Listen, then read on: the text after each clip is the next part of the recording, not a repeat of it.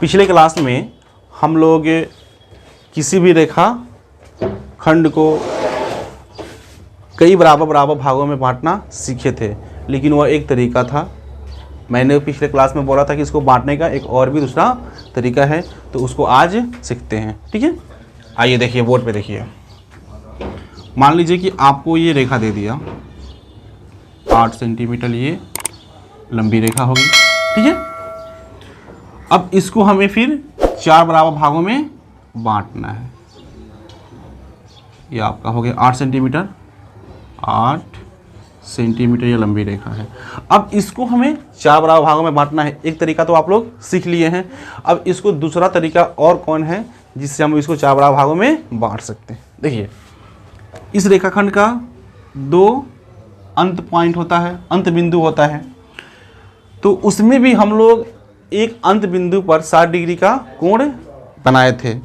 यहाँ पर भी हम लोग 60 डिग्री का कोण बनाएंगे, लेकिन यहाँ पर अंतर इतना है कि अब हम लोग दोनों बिंदु पर 60 डिग्री कोण बनाएंगे, और एक बिंदु पर ऊपर की ओर बनाएंगे तो दूसरे बिंदु पर नीचे की ओर 60 डिग्री का कोण बनाएंगे। तो एक बिंदु पर हम लोग 60 डिग्री कोण बनाते हैं, सब जानते हैं बनाना, ऐसे करते हैं हाँ, और फिर यहाँ से काटते हैं। तो मान लीजिए ये हमारा 60 डिग्री का कोण बन गया। फिर जो ये हम लोग प्रकाल और कंपास, जो ये है प्रकाल और कंपास के नोक को जो हम लोग बराबर लेकर हम लोग जो ये घुमाए हैं ऐसे, है ना, तो इसी डिस्टेंस हम लोग क्या करते हैं, प्रकाल के नोक जो ये है, प्रकाल के नोक जो ये है, इसको हम लोग इस पे रखते हैं, जहाँ पर ये बड़ा चाप आकर मिला हुआ है, इस पे रखकर हम लोग ऐसे काट देते हैं। तो मान लीजिए रखने के बाद ये यहाँ पर कट जाता है। ठीक है, तो ये जहाँ पर कटा यही क्या हो गया, हमारा 60 डिग्री कोण हो गया। अब इसको आप आगे तक बढ़ा दीजिए।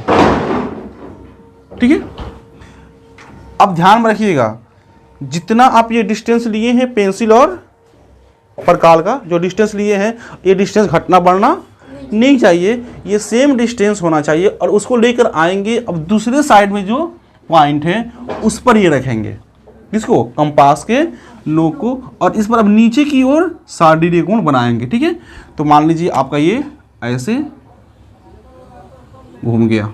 ओके, दूसरा काम क्या करेंगे, ये जो कंपास का नोक है, प्रकाल का नोक है, फिर हम लोग इस पे रखेंगे। ठीक है, कहाँ पे रखेंगे, यहाँ पर रखेंगे, और रखकर पेंसिल से इस पर हम लोग ऐसे चाप काटते हैं। देख लीजिए, पिछला बार भी देखे हैं, यहाँ पर रखे हम लोग और रखकर ऐसे काट दिए।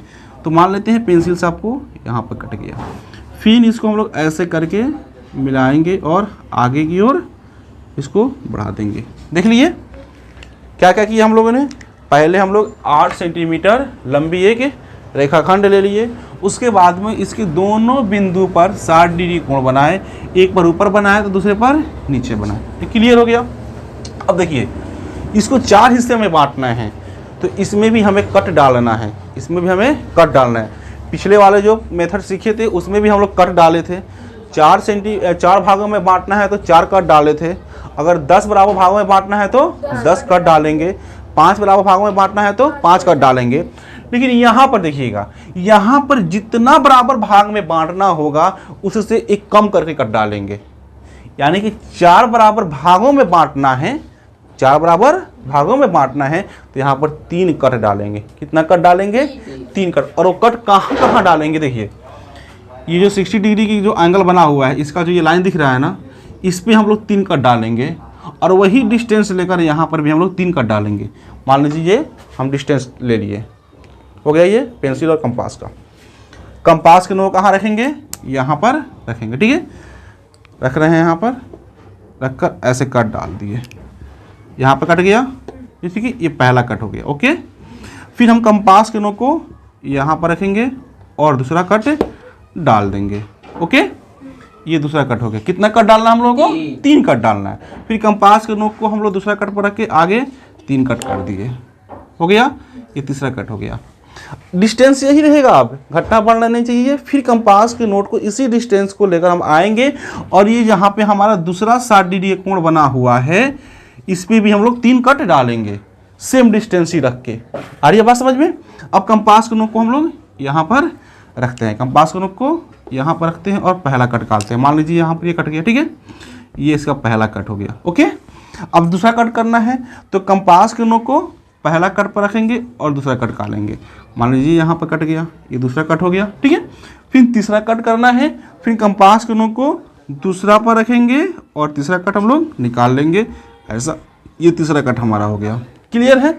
तो इसमें क्या हम लोग किए, दोनों तरफ एक ऊपर एक नीचे 60 डिग्री कोण बना दिए।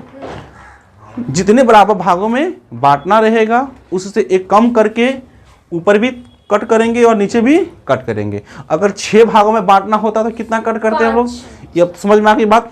अब चलिए स्केल लेंगे जो सीधा, अब क्योंकि हम लोग इसमें सीधी लाइन खींचनी है तो देखिएगा पहला का जो हम लोगों का तीसरा कट है, पहला का तीसरा कट है, इसको दूसरा का पहला कट से मिलाएंगे, ठीक है।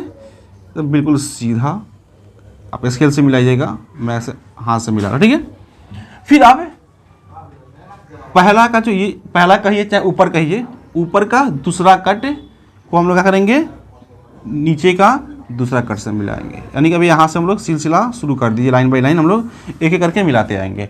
बचा यहाँ पर कौन, पहला, ऊपर में पहला कट तो नीचे में क्या हो जाएगा हमारा तीसरा कट। मिला दिए, देखिए तो 1 2 3 4, यहाँ से यहाँ तक 1 हो गया, यहाँ से यहाँ तक 2 हो गया, यहाँ से यहाँ तक 3 हो गया, यहाँ से यहाँ तक 4 हो गया। इस तरह हम लोग क्या करेंगे, किसी भी रेखा को कई बराबर भागों में बांट लेंगे, 4 हो या 5 हो या 10 हो। ओके, अब आइए, ये तो हो गया हम लोगों का कि लाइन को बराबर हिस्सों में कैसे हम लोग बांटे। 2 तरीका देखा आपने, दोनों तरीका में से जो आसान लगे आप उसको यूज कर सकते हैं। मेरे ख्याल से जो आज हम लोग तरीका सीखे हैं वो सबसे क्या है, सिंपल है, आसान है। अब चलिए आज हम लोग ज्योमेट्री के कुछ इम्पोर्टेंट ज़रूरी हिस्सों को, भाग को पढ़ेंगे जो बेसिक है, जो हमको जानना चाहिए और नीचे क्लास में भी उसको हम लोग कुछ ना कुछ सीखे होंगे। आइए हमारे सामने इस तरह है, देखिए आपको पढ़ना है आज के क्लास में बिंदु, रेखा, रेखाखंड, किरण, प्रतिच्छेदी रेखा, तिर्यक रेखा। बस आज के क्लास में इतना ही टॉपिक पर हम लोग चर्चा करेंगे। आइए बिंदु को हम लोग समझते हैं। किसको समझते हैं, पहले बिंदु को समझते हैं। बिंदु क्या है, क्या है बिंदु, क्या है, क्या है। हम लोग पॉइंट को बिंदु बोलते हैं, इंग्लिश में पॉइंट, हिंदी में बिंदु बोलते हैं। किसी भी एक नुकीले चीज़, जैसे मान लीजिए पेन हो गया, हमारा स्केच पेन हो गया, इसके सहारे से हम देखिए ये एक समतल भाग है, बोर्ड क्या है, समतल भाग है। पृथ्वी भी क्या है, जहाँ पे बराबर है उसको समतल मतलब क्या होता है, बराबर।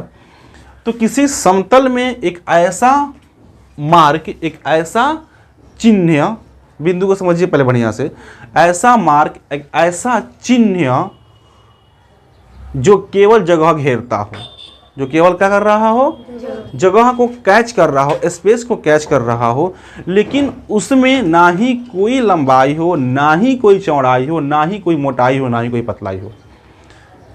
हम लोग अपने आसपास में बहुत सारे चीज़ देखते हैं, तो हर एक चीज़ में कुछ मोटाई होती है, कोई मोटा होता है, कोई लंबा होता है, कोई चौड़ा होता है, कोई ऊंचा होता है। बोलते हैं ना कि इतना ऊंचा है, इतना लंबा, इतना चौड़ा, इतना बड़ा होता है ना। तो हर एक शेप में, हर एक के मतलब जो भी आकृति होती है उसमें क्या होता है, कुछ ना कुछ लंबाई, चौड़ाई, ऊंचाई, मोटाई, पतलाई, कुछ ना कुछ होता है। लेकिन बिंदु एक ऐसा शेप है, बिंदु एक ऐसा ढांचा है, बिंदु एक ऐसा स्ट्रक्चर है जो सिर्फ और सिर्फ जगह को घेरना जानता है। यानी कि सिर्फ और सिर्फ जगह को, स्पेस को कैच करेगा, जगह को घेरेगा, लेकिन इसके पास अपना कोई लंबाई नहीं है, अपना कोई चौड़ाई नहीं है, कोई मोटाई नहीं है, कोई ऊंचाई नहीं है। आइए जैसे मान लीजिए हमने स्केच पेन से पॉइंट, ये वाइट बोर्ड पे एक ऐसा हमने निशान बना दिया, दिख रहा है, ये निशान दिख रहा है, ये ब्लैक सर्कल के अंदर, ये ब्लैक सर्कल के अंदर देखिए आपको एक रेड जो है मार्क दिख रहा है। अब बताइए, हम आपसे सवाल करते हैं कि बताइए कि ये कितना मोटा है, ये कितना मोटा है, ये कितना लंबा है, ये कितना चौड़ा है। क्या आप इसको माप कर बता सकते हैं? कि ये इतना लंबा है, इतना मोटा है, इतना चौड़ा है? हम लोग बता सकते हैं? नहीं बता सकते हैं।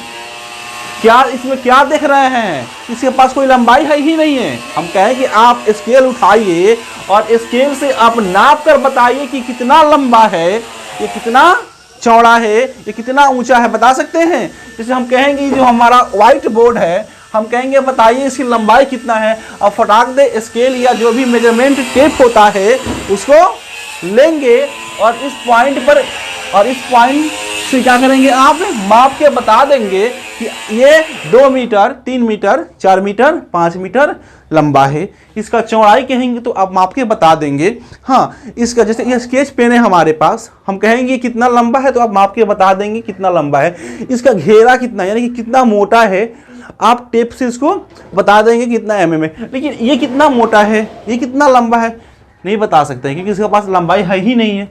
दिख रहा है कि नहीं? ये पॉइंट के पास क्या लंबाई है, क्या चौड़ाई है, नहीं है। सिर्फ और सिर्फ क्या कर रहा है, ये जगह को घेरा।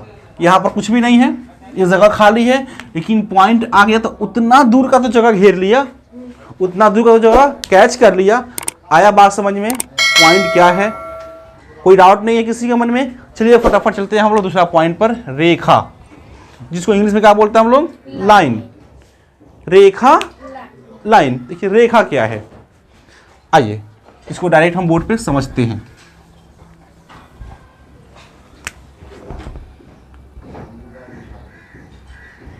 आपको दिख रहा है? दिख रहा है? मैं इसको सर्कल कर रहा हूं, ठीक है? ब्लैक से क्या कर रहा हूं, इसको सर्कल किया हूं।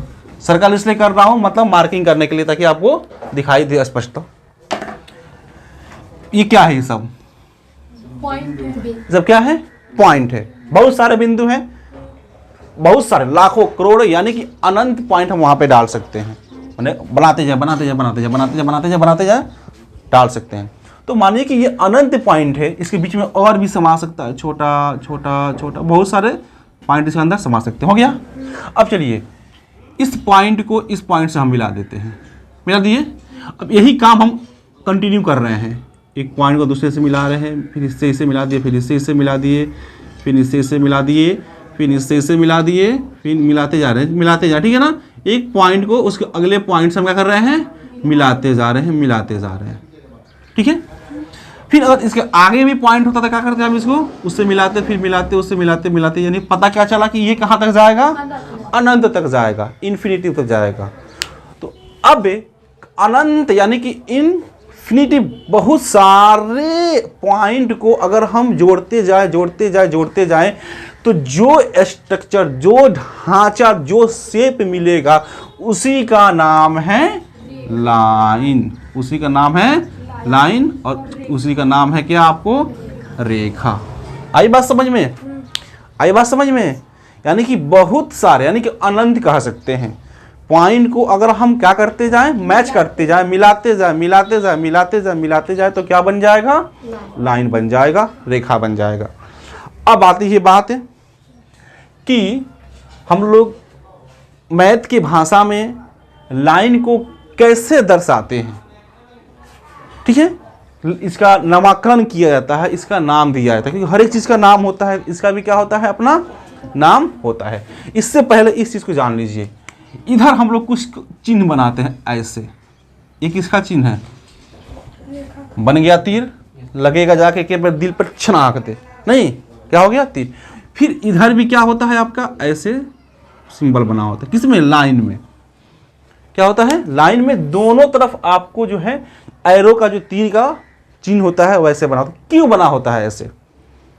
क्योंकि वो इससे आगे नहीं जा सकता, इससे आगे जा सकता है, क्योंकि इतना ही पॉइंट तो नहीं रखेंगे। अगर इसके आगे हम पॉइंट रख दिए तो फिर मिलाएंगे तो फिर ये आगे भाग जाएगा, फिर इसके आगे पॉइंट रख दिए तो फिर ये आगे भाग जाएगा, फिर इसके आगे पॉइंट रख दिए तो भाग जाएगा। इस तरह हम रखते जाएंगे तो क्या होगा? ये आगे बढ़ते जाएगा, इधर भी बढ़ते जाएगा। अगर इधर भी हम क्या करते हैं? पॉइंट रख देते हैं, फिर इसको मिलाएंगे तो इधर भी भाग जाएगा, फिर इधर भी पॉइंट रखेंगे, इधर भी क्या हो जाएगा? भाग जाएगा। पता चला कि ये दोनों डायरेक्शन में, यानी कि दोनों दिशा में, दोनों ओर ये अनंत तक चला जाएगा। ये एरो के चिन्ह यही डिनोट करता है कि ये यहीं पर रुक नहीं रहा है, ये यहीं पर नहीं रुकने वाला है। लाइन क्या है? लाइन क्या है? अनंत तक जाने वाला है। नहीं, मान लीजिए यहाँ पर खड़ा हो जाए, यहाँ पर हमने पेंसिल लगता है, अब यहाँ से लाइन खींचते जाइए, पूरी दुनिया घूम कर आ जाइए, खींचते रहिएगा, कभी ख़त्म होने वाली नहीं है, क्योंकि बिंदु खत्म ही नहीं होंगे। बिंदु देते जाइए, मिलाते जाइए, बिंदु डालते जाइए, मिलाते जाइए, बिंदु डालते जाइए, मिलाते जाइए, क्या होगा? आपका रेखा लाइन बनता जाएगा। इसलिए लाइन के दोनों तरफ एरो का चिन्ह दिया जाता है। तो कहीं भी आपको इस शेप का, यानी कि ये आपका ऐसे मिले और दोनों तरफ अगर तीर का चिन्ह हो, तो आप क्या समझेंगे? ये कौन सा शेप है? ये लाइन, रेखा है। आई बात समझ में? अब आइए, मैथ में अगर इसको हमें नामकरण करना है और दर्शाना है तो कैसे दर्शाएंगे?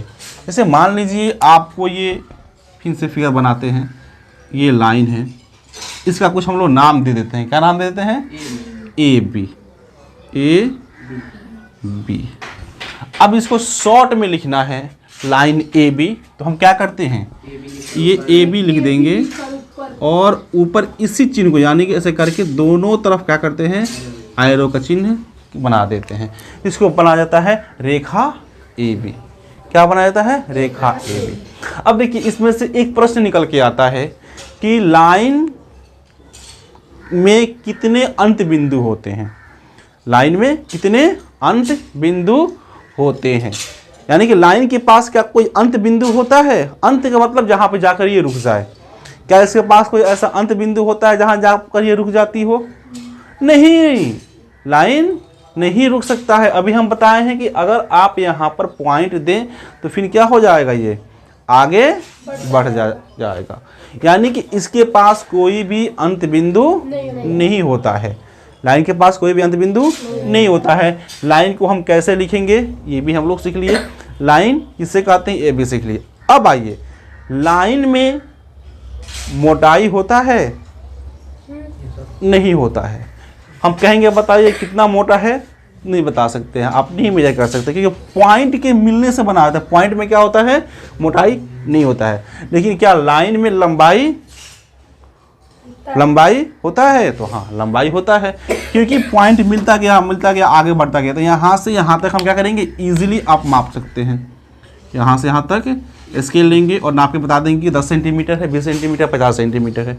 तो लाइन में लंबाई होता है लेकिन मोटाई नहीं होता है। क्लियर? लाइन को कैसे दर्शाएंगे ये भी क्लियर। ऐसा आपको दोनों तरफ अगर चिन्ह मिल जाए तो आप समझेंगे इसी को हम लोग रेखा बोलते हैं, इसी को हम लोग लाइन बोलते हैं। अब आइए तीसरा जो आपको रेखाखंड है, जिसको हम लोग बोलते हैं लाइन सेगमेंट। ठीक है, ये क्या है? देखिए, ये इसका बेटा है। क्या है? ये इसका बेटा है।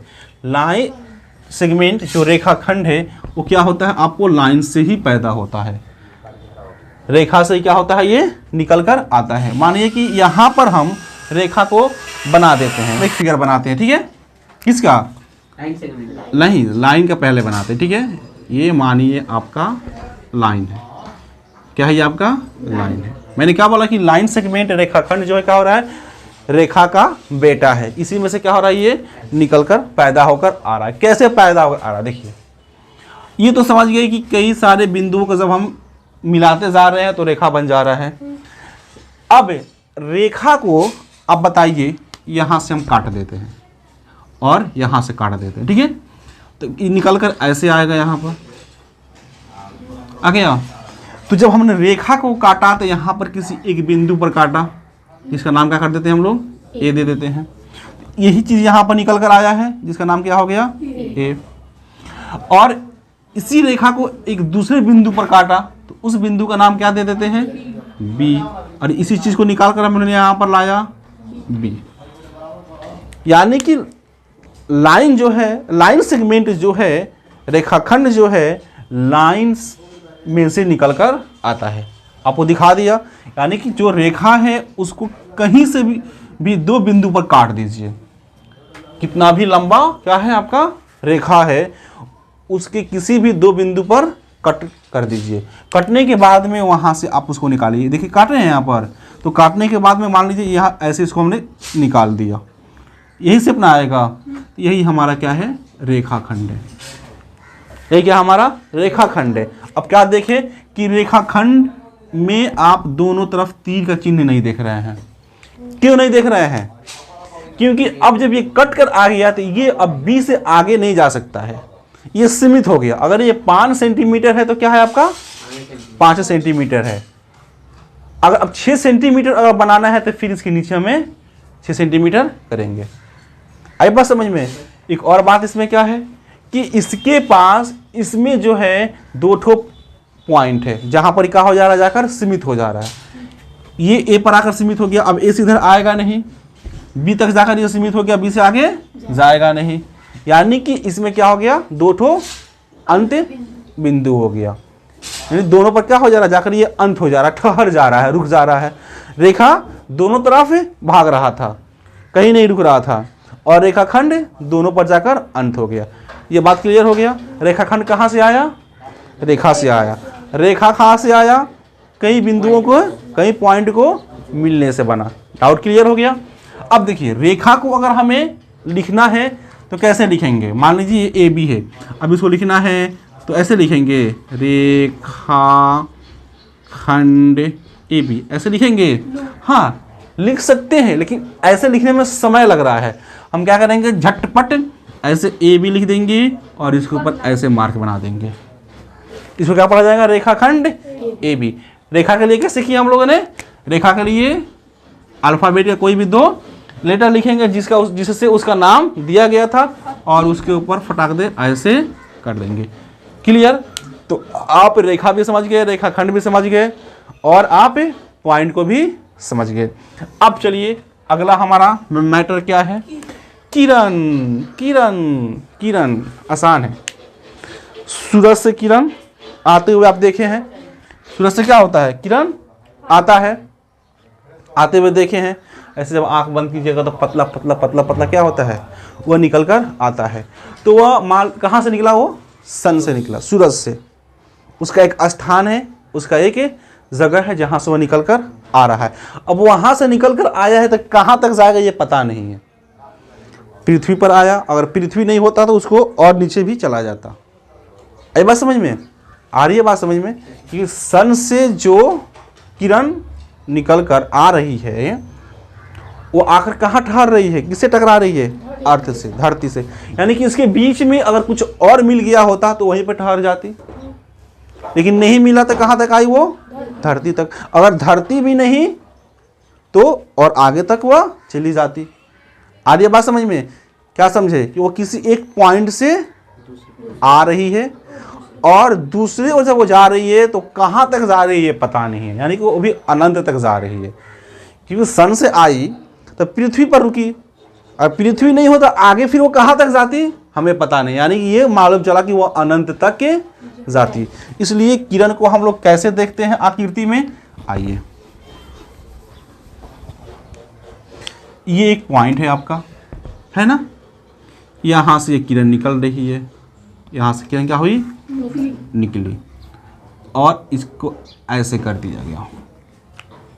यानी कि एक पॉइंट है, मान लीजिए सन है, ये कोई जगह है, ठीक है, जहाँ से निकली है, लेकिन क्या ये यहीं पे ठहर जाएगी, नो नहीं, ये आगे जाएगी।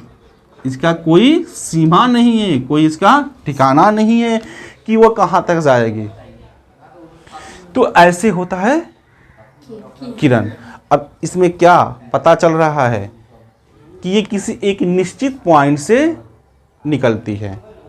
किरण क्या होती है, एक निश्चित पॉइंट से निकलती है, यानी कि इसके अंदर एक अंत बिंदु होता है, एक अंत बिंदु होता है, नहीं जहाँ पर ठहरी थी और वहाँ से वह निकलकर आगे जा रही है।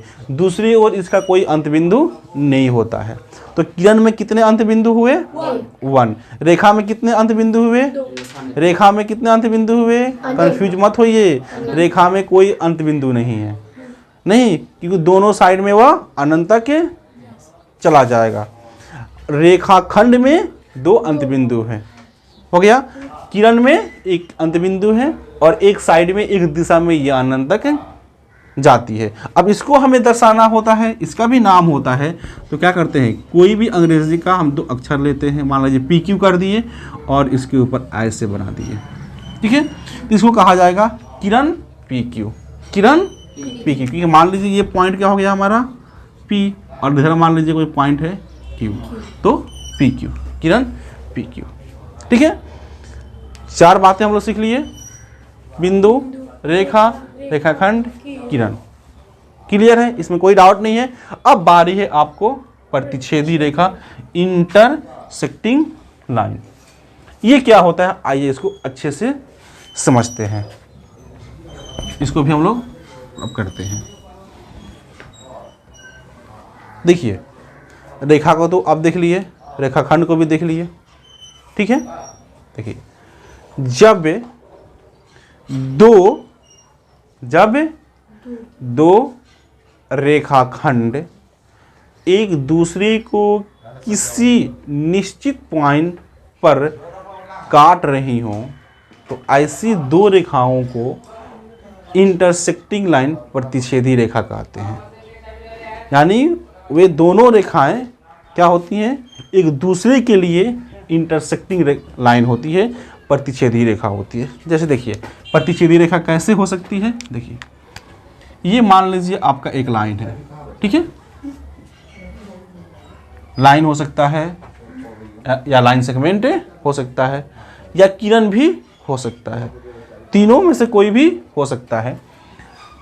तो मान लीजिए हम लोग लाइन सेगमेंट लेकर चलते हैं, रेखाखंड को लेकर चलते हैं, सीमित तक ही रहते हैं हम लोग, रेखाखंड को ले रहे हैं कि ये हम लोगों का एक रेखाखंड है। अब एक और रेखाखंड लेते हैं जो इस तरह पास करेगा कि इसको किसी एक पॉइंट पर काट कर चला जाएगा। आइए लेते हैं, ये हो गया, मान लीजिए इसका नाम था आपका AB और इसका नाम क्या था आपका PQ। देख रहे हैं AB और PQ, हम ये कह सकते हैं ना कि AB PQ को इस बिंदु पर काट रहा है, इसका नाम मान लीजिए हम रख देते हैं N, ठीक है, क्या रख देते हैं N। तो क्या कहेंगे कि AB जो है PQ को इन पॉइंट पर काट रहा है, या ऐसे भी कहा जा सकता है कि नहीं, PQ जो है AB को N पॉइंट पर काट रहा है, यानी कि दोनों एक दूसरे को काट रहे हैं, AB PQ को काट रहा है या PQ AB को काट रहा है N पॉइंट पर। तो ऐसे जो आपको मिलेगा इसी को हम लोग बोलते हैं प्रतिच्छेदी रेखा, इंटरसेक्टिंग लाइन, क्लियर। अब देखिए जब 2 रेखाखंड एक दूसरे को जब एक पॉइंट पर प्रतिच्छेद करते हैं तो कितने कोण बनते हैं, जरा आप देखिए तो 4 कोण बनते हैं। कितने कोण बनते हैं, 4 कोण, 1 2 3 4, ठीक है। अब इन चारों कोणों में अपना एक संबंध होता है, क्या होता है, एक संबंध होता है, जिनका हम लोग कुछ नाम देते हैं, जिनका हम लोग नामकरण किए हैं, गणितज्ञों ने इनका नामकरण किया है। आइए जैसे कि ये सिंगल है तो एंगल क्या हुआ, 1 हुआ, लेकिन हम इसमें संबंध के मतलब क्या हुआ, 2 लेंगे तब ना संबंध बनेगा, नहीं, तो इसमें से कोई भी आपको जो मन में आता है 2 ठो एंगल आप लीजिए, उठाइए 2 ठो कोण, अपने मन से बोलिए, आप बोलिए 1 और 3। चलिए मैं 1 और 3 को लेते हैं, ठीक है, किसको लिए 1 और 3, यानी कि एंगल 1 और एंगल 3 को लिया गया, ठीक है। तो इस एंगल 1 और एंगल 3 जो दोनों साथ में मिल गए, यानी कि एक जोड़ा बना लिए, तो इन दोनों एंगलों के एक जोड़ा को एक नाम दिया गया है। क्या दिया गया है, एक नाम दिया गया है। क्या नाम दिया गया है कि इन दोनों को कहा जाएगा कि ये शीर्षाभिमुख कोण है। क्या है, शीर्षाभिमुख कोण है, वर्टिकल अपोजिट एंगल है। क्या नाम दिया गया इसका, वर्टिकल अपोजिट एंगल। मैं नाम लिख भी देता हूं, vertical opposite angle, vertical opposite angle, शीर्षाभिमुख कोण, शीर्षाभिमुख,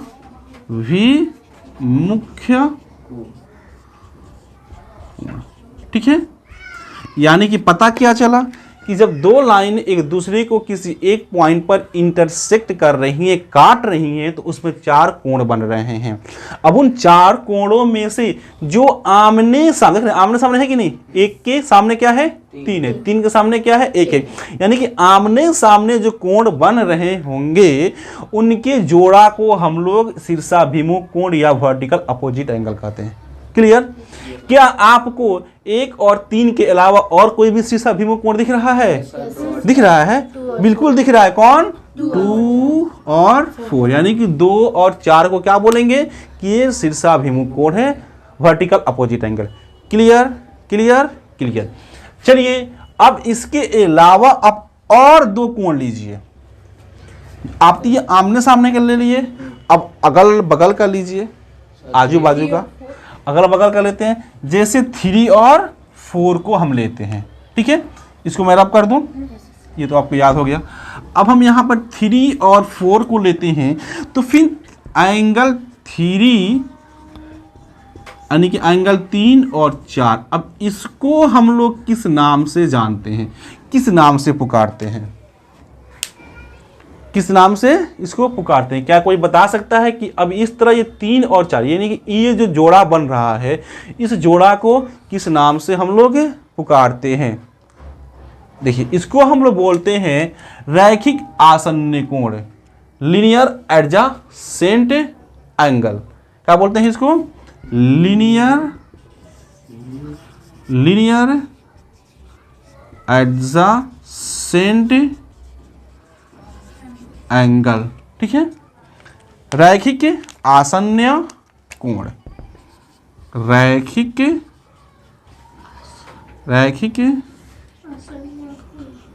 आसन्न कोण। क्लियर?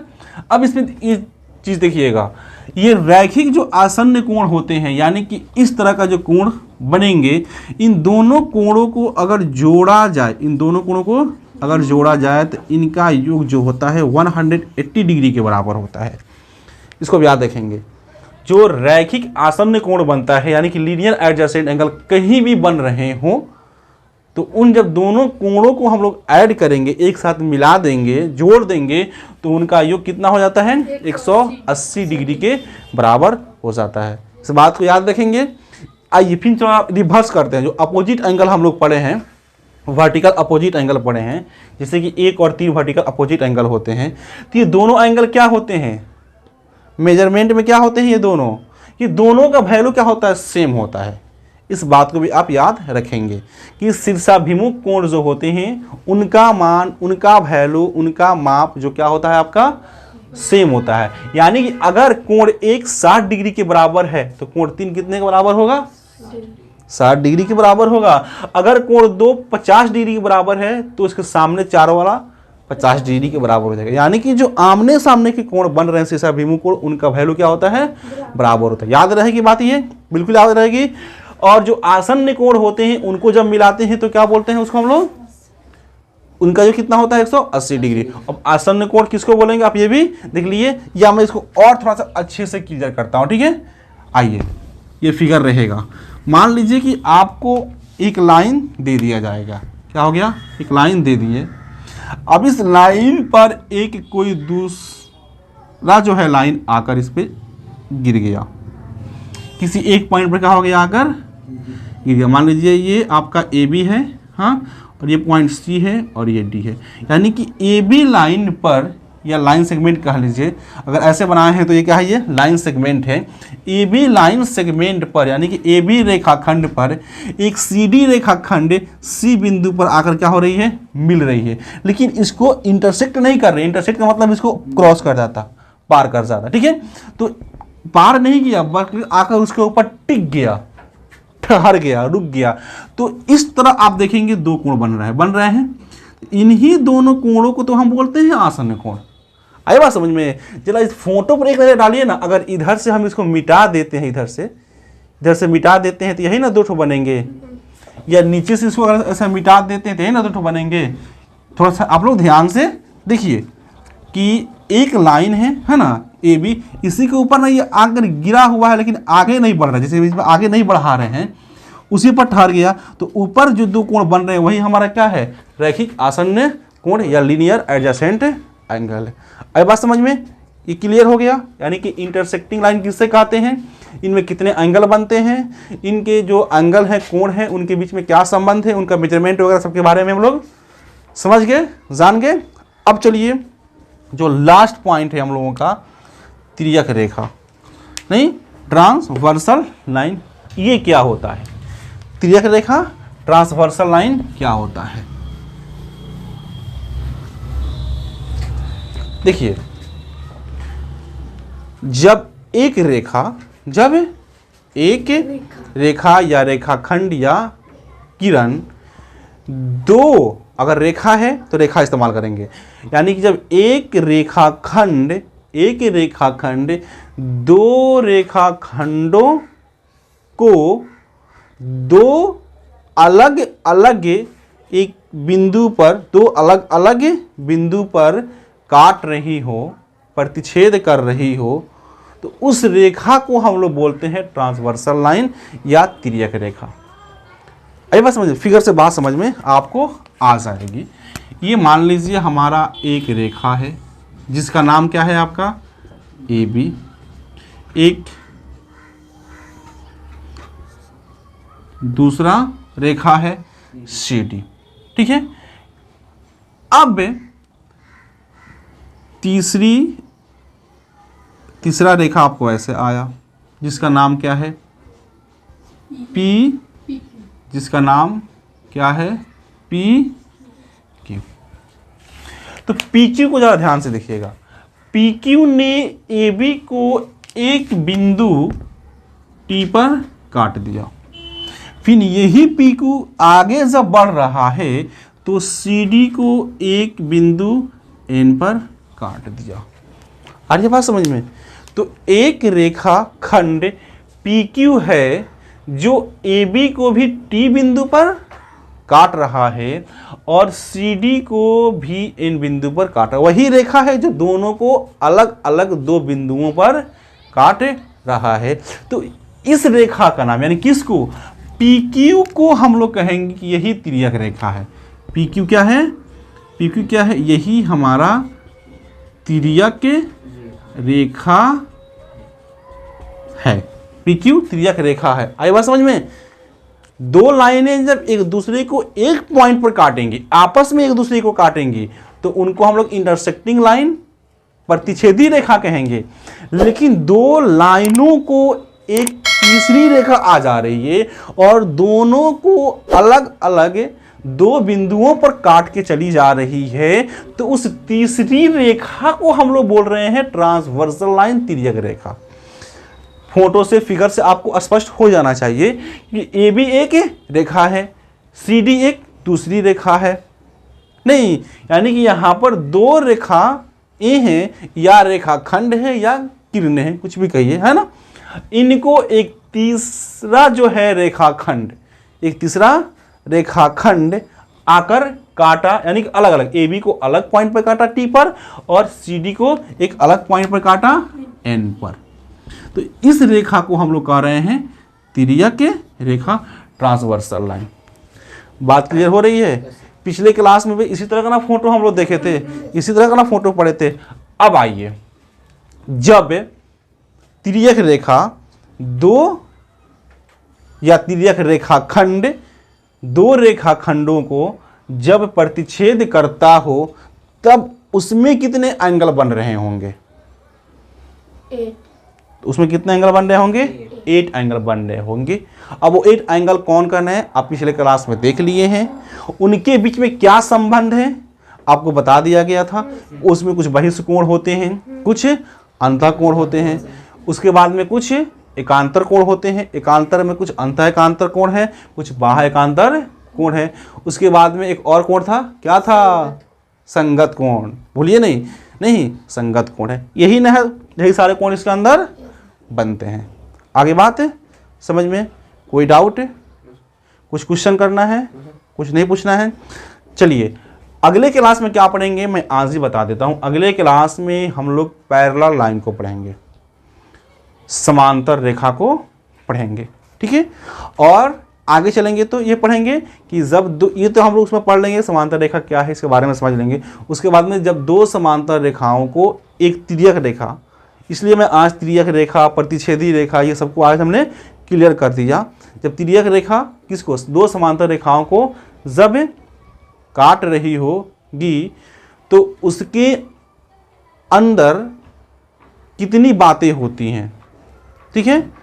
या फिर इसके रिवर्स में आएंगे कि जब दो रेखाखंड को एक रेखाखंड काट रहा होगा तो उसके बीच जो संगत कोण बनेगा, एकांतर कोण बनेगा, एक ही ओर के अंतर कोण बनेंगे, उसके बीच में क्या रिलेशनशिप होगा, कैसे होगा, तो कैसे समांतर रेखाखंड, इन सारी चीज़ों को हम लोग जो है नेक्स्ट आने वाले जो ज्योमेट्री के क्लास होगा उसमें हम लोग डिस्कस करेंगे। ओके, कल तो संडे है, कल हॉलीडे है, मस्ती है, मस्ती कीजिए। ओके, उसके बाद आने वाले नेक्स्ट क्लास मंडे को क्या है, मैथ है। मैथ को हम लोग जो चैप्टर पढ़ना है आपको पता ही है क्योंकि पीछे क्लास हुआ है, उसके बाद वाले क्लास को हम लोगों को लेना है, तो उसको आप प्रिपेयर करके आएंगे। लेकिन इस बात को ध्यान में रखेंगे, जो भी क्लास को करने आप आएँ उससे पहले जो पीछे क्लास हो गया उसको आप देख कर आएँ। जैसे कि आज आपका ज्योमेट्री था तो पीछे हम ज्योमेट्री में क्या पढ़े थे आपको आज देख कर आना चाहिए था। परसों आपको मंडे है, मैथ पढ़ना है। कौन सा चैप्टर हम लोग शुरू किए थे, फर्स्ट चैप्टर शुरू किए थे, उसमें कौन सी बातें बताई गई थी, इन सारे बातों को क्लास आने से पहले उन सारे बातों पर एक नज़र डाल लेना चाहिए। आप उसको याद कर लेते ताकि वो आपका मतलब कि ताज़ा हो जाता, फिर जब आते तो आगे की जब बात बताई जाती तो आपको समझ में आ जाती। मैं बार बार बताता हूँ कि आगे की बात आपको तभी समझ में आएगी जब आपको पीछे की बातें याद रहेगी। क्लियर है? आज के क्लास में कोई डाउट नहीं है ना, ये सारे टॉपिक आपको समझ में आ गए हैं, क्योंकि ये ज़रूरी था मुझे बताना, क्योंकि इसमें जो छोटे मोटे कन्फ्यूजन होते हैं वह दूर हो गए। खास करके आपको रेखा, रेखाखंड और किरण में कन्फ्यूजन होता है, ये क्लियर हो गया। ये तो आपको प्रतिच्छेदी रेखा और तिर्यक रेखा सिंपल सा बात था, आप समझ गए नहीं, क्योंकि रेखा, किरण और ये और रेखाखंड, इसी तीनों हम लोग कन्फ्यूज हो जाते हैं कि कौन रेखा है कौन रेखाखंड है। तो पहचान आपको बता दी है नहीं, रेखा में दोनों तरफ तीर का चिन्ह होता है, किरण में एक तरफ तीर का चिन्ह होता है और रेखाखंड में कहीं भी तीर का चिन्ह नहीं होता, बल्कि दोनों तरफ क्या होते हैं, अंत बिंदु होते हैं। ओके, तो क्लास को ओवर करें, तो चलिए फिर हम लोग नेक्स्ट क्लास में मिलते हैं। Best of luck.